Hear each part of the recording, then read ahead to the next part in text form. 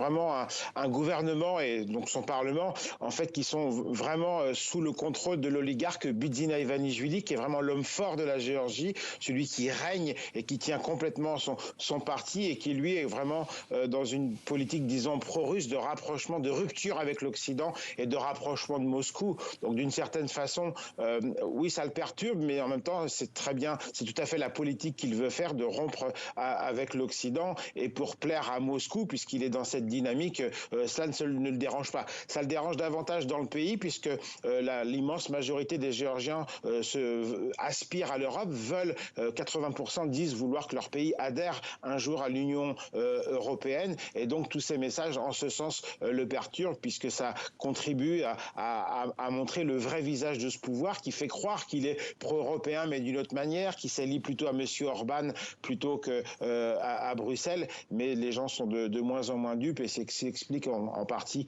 la puissance de ces manifestations qu'on observe depuis 4 jours maintenant.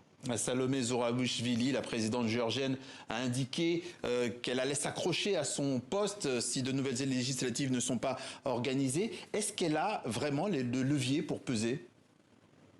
Institutionnellement non, puisque c'est vraiment un poste plutôt protocolaire, mais elle est parvenue comme son prédécesseur d'ailleurs, à faire en sorte que cette fonction garde une forme d'autorité morale. Le président, c'est encore quelque chose, on pourrait dire, même si ses attributs réels sont assez faibles. C'est plutôt une république de type parlementaire en Géorgie aujourd'hui. Mais comme elle a pris résolument le côté pro-européen, notamment depuis presque 3 ans maintenant, elle est vraiment de ce point de vue-là, elle a réussi à regagner le cœur des Géorgiens, parce qu'elle avait été élue avec le soutien du rêve géorgien et de l'oligarque Ivanishvili. Et aujourd'hui, le fait qu'elle soit en cette position fait qu'elle a un vrai soutien populaire dans la rue et qu'elle devient presque même la seule personnalité politique capable, en quelque sorte, de fédérer ou de réunir les Géorgiens sur leur projet européen, de réunir même une opposition qui est un peu assez divisée en réalité. Et elle le fait. Et en l'occurrence, elle prend des décisions effectivement importantes,